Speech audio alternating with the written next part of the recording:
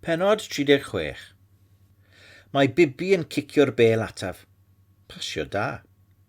Dwi'n osgoi tacl gan forwr o Australia ac yn pasio i Omar. Mae yntau'n seithi. Mae ein cefnogwyr ni yn cymeradwyo. Mae'n ymdrech dda, ond braidd yn obeithiol o 40 metr. Mae ei gol geidwad nhw yn rhedeg allan ac yn codi'r bêl o'r man lle arosodd hi. Ymdrech dda, Omar, meddaf. Syniad gwych gan Andrew yw hwn. Gêm bêl droed i gadw ni'n brysur, tra byddwn ni'n aros i'r cwch arall gyrraedd. Ffoaduriaid yn erbyn Awstraliaid. Dwi wrth fy modd, a Bibi hefyd. Mae chwarae mewn tîm hyd yn oed yn well na chwarae un bob ochr. Ac mae'n wych bod tyrfa yn gwylio ni. Mae pawb o'r cwch yma.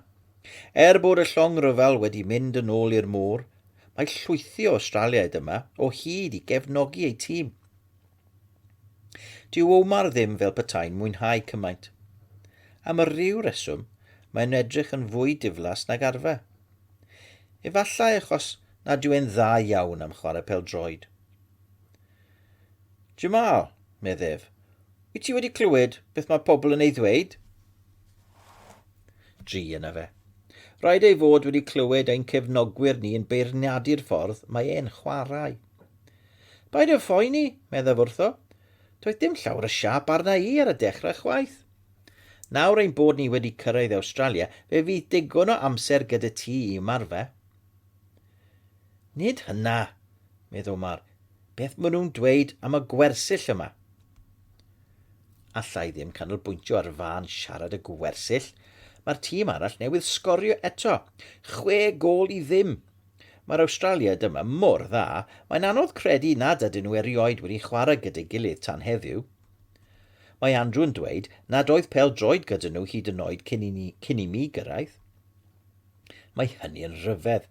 Pam nad oethon nhw i farchnad i brynu un? Jamal, meddwl Omar eto, wyt ti'n gwrando arna i? Nac ydw, meddaf, dwi ddim. Os wyt ti eisiau ennill wrth chwarae pêl-droed, mae rhaid i ti ganolbwyntio ar y gêm.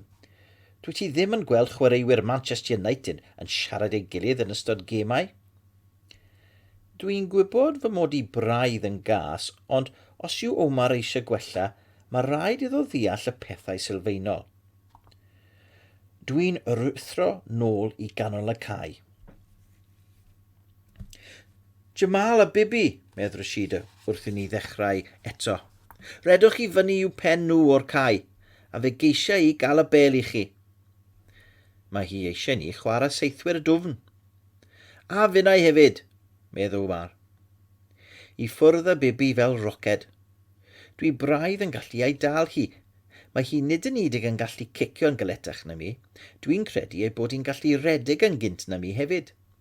Bydd rhaid i mi ymarfer'n galed, neu fe alla hi gael lle gyda Dybo Abertoirs United a mynd yn cael fy ngadael allan o'r tîm.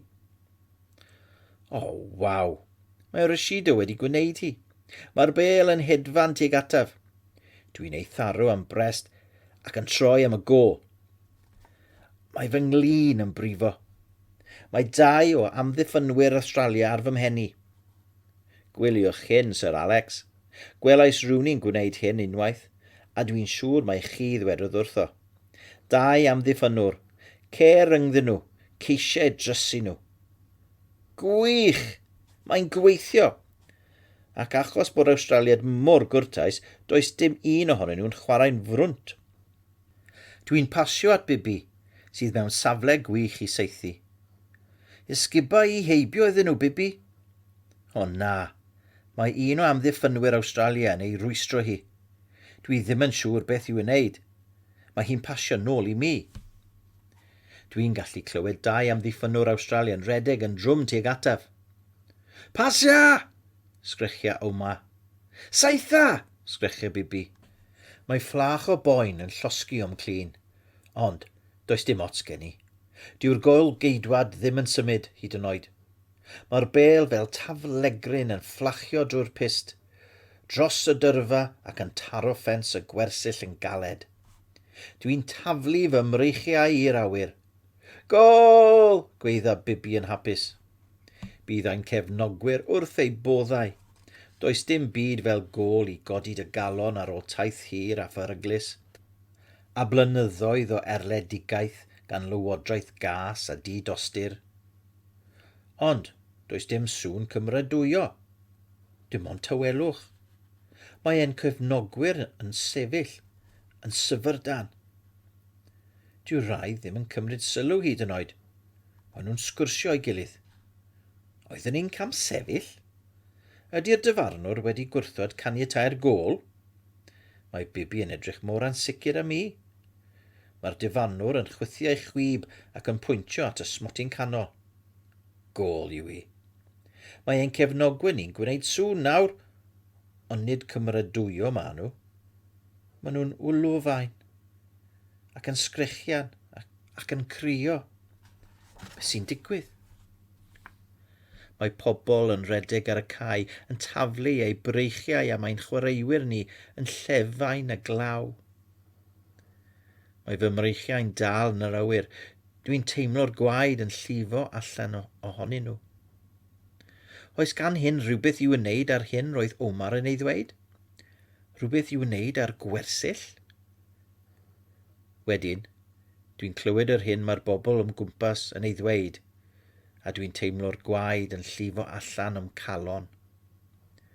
Mae newyddion wedi cyrraedd am y cwch arall. Cwch mam a dad.